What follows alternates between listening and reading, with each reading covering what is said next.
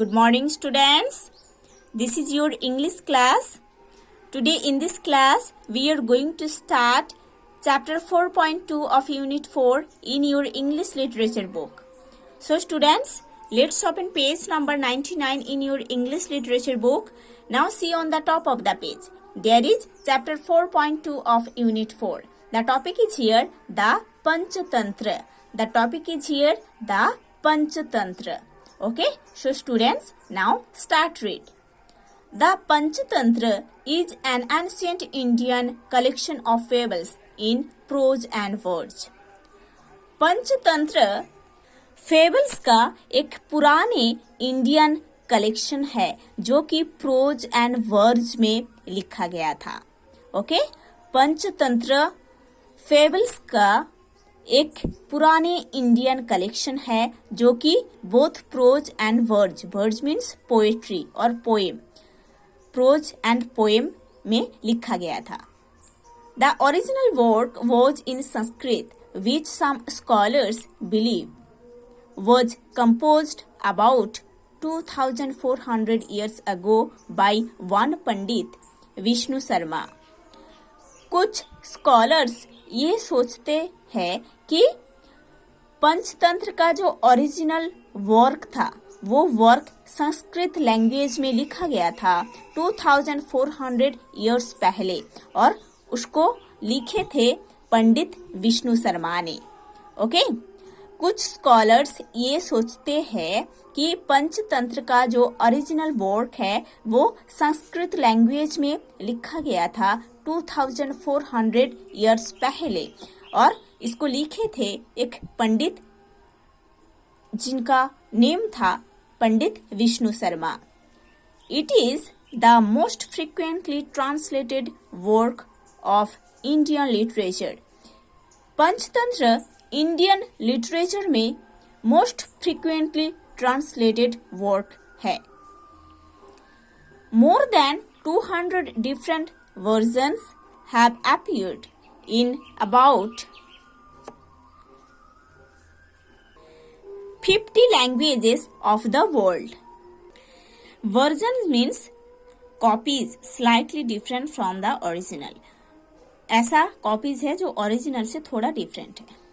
ठीक है, so more than 200 different versions means 200 version से भी ज्यादा वर्जन्स है ना.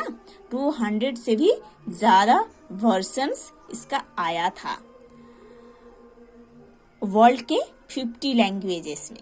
ठीक है, पंचतंत्र का 200 से भी ज्यादा वर्जन्स आया था 50 लैंग्वेजेस में इस वर्ल्ड में. Okay, the Panchatantra has been divided into 5 different parts or books. Panchatantra 5 different parts और 5 डिफरेंट बुक्स से डिवाइडेड है. Each part contains a main story. हर एक पार्ट का एक मेन स्टोरी रहता है. Into the frame of this main story, several other stories have been interwoven. एक मेन स्टोरी के साथ डिफरेंट स्टोरीज जुड़ा हुआ रहता है. Okay, interwoven, woven together. Okay, so Panchatantra का 5 डिफरेंट पार्ट्स रहता है या 5 डिफरेंट बुक्स रहता है. ओके, हर एक पार्ट्स में या हर एक बुक में एक मेन स्टोरी रहता है. ठीक है, और मेन स्टोरी के साथ डिफरेंट स्टोरी को कनेक्ट किया जाता है. ठीक है, one story often leads to another story and thus the stories operate like a succession of Russian dolls. Succession, one thing following another in a regular pattern, है ना. एक थिंग जो दूसरे थिंग से जुड़ा हुआ रहता है रेगुलर पैटर्न में. ठीक है, this is the succession of Russian doll. Okay, so कि पंचतंत्र में एक मेन स्टोरी रहता है.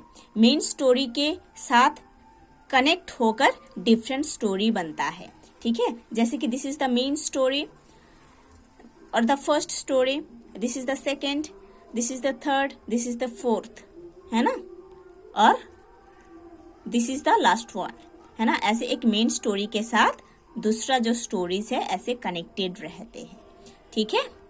रशियन डॉल जैसे, सक्सेशन ऑफ रशियन डॉल जैसे ऐसे कनेक्टेड रहता है, ओके।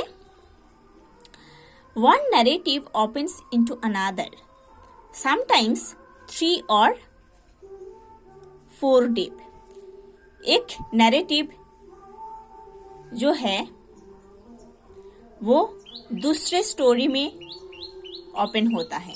जैसे कि मेन स्टोरी का जो नैरेटिव है वो सेकेंड स्टोरी में ओपन होता है, ठीक है, ऐसे होता है। और कभी कभी मेन स्टोरी का जो नैरेटिव है वो थर्ड या फोर्थ स्टोरी में ओपन होता है। ऐसे एक दूसरे से हर एक स्टोरी कनेक्टेड रहता है। One story moves into 3 or 4 other stories, one after the other, okay. So एक स्टोरी 3 और 4 स्टोरी के साथ कनेक्टेड रहता है ना। एक स्टोरी का जो कहानी है वो दूसरे स्टोरी तक वो चलता है, ऐसे कनेक्टेड होता है। The introductory part of the Panchatantra goes like this. Panchatantra का जो इंट्रोडक्टरी पार्ट है वो ऐसे ही है। Many ages ago there lived a wise king who ruled his kingdom. बहुत एजेस पहले, बहुत साल पहले एक वाइज किंग रहते थे जिन्होंने अपने किंगडम को रूल करते थे। Here ideally means perfectly in a most suitable manner, okay? Ideally. So बहुत साल पहले एक किंग रहते थे जो किंग बहुत ही वाइज किंग थे। उन्होंने अपने किंगडम को बहुत अच्छे से, बहुत प्रॉपरली रूल करते थे। He had 3 sons. उस किंग का 3 सन्स थे। But none of them had any intelligence. But किसी के अंदर किंग जैसे इतना इंटेलिजेंसी, इतना बुद्धि नहीं था। Now see page number 100 in your English literature book and start read from the top of the page. The king was worried about who he would make his heir to the throne. Okay? Heir means the person who will have the legal right to be the next king or queen. है ना? King जो थे उन्होंने बहुत tension में थे, बहुत वोरिड थे इस बारे में कि उनका जितने सन्स है कोई भी एक इंटेलिजेंट नहीं है, तो उस किंगडम को नेक्स्ट कौन चलाएगा, है ना, कौन बनेगा उस किंगडम का किंग, क्योंकि उनका जितने सन्स है कोई भी एक इंटेलिजेंट नहीं है, तो उन लोग कैसे एक किंगडम को चलाएंगे, है ना, कौन बनेगा किंग, इसके बारे में वो किंग बहुत ही वोरिड थे। He was eager to find a good and knowledgeable teacher for his sons. Now see the meaning of knowledgeable. Knowing a lot, जिन्होंने बहुत कुछ जानते हैं उनको knowledgeable कहा जाता है, ठीक है। इसीलिए किंग ने बहुत ही एगर थे ये ढूंढने के लिए, अपने सन्स के लिए एक अच्छे, एक नॉलेजेबल टीचर ढूंढने के लिए किंग बहुत ही एगर थे। Someone who could make them learn in scriptures. Okay? Scriptures means holy books. ऐसे एक टीचर उन्होंने ढूंढ रहे थे कि जो टीचर उनके सन्स को ये सिखाएंगे स्क्रिप्चर्स के बारे में, होली बुक्स के बारे में सिखाएंगे। ओके, सो किंग बहुत वोरिड थे इसके बारे में कि उनके जो सन्स है वो लोग इंटेलिजेंट नहीं है, तो नेक्स्ट किंग कौन बनेगा। इसीलिए किंग ने बहुत ही एगर थे ऐसे एक पर्सन को ढूंढने के लिए, ऐसे एक गुड एंड नॉलेजेबल टीचर को ढूंढ रहे थे। उन्होंने जो टीचर उनके सन्स को ये सिखाएंगे, क्या सिखाएंगे? स्क्रिप्चर्स के बारे में सिखाएंगे, होली बुक्स के बारे में सिखाएंगे। The king's ministers told him of a scholarly pandit named Vishnu Sharma who was known for his wisdom. Okay? Scholarly means having a lot of knowledge. Having a lot of knowledge. जिसके अंदर बहुत ही knowledge है। Okay? उनको scholarly बोला जाता है।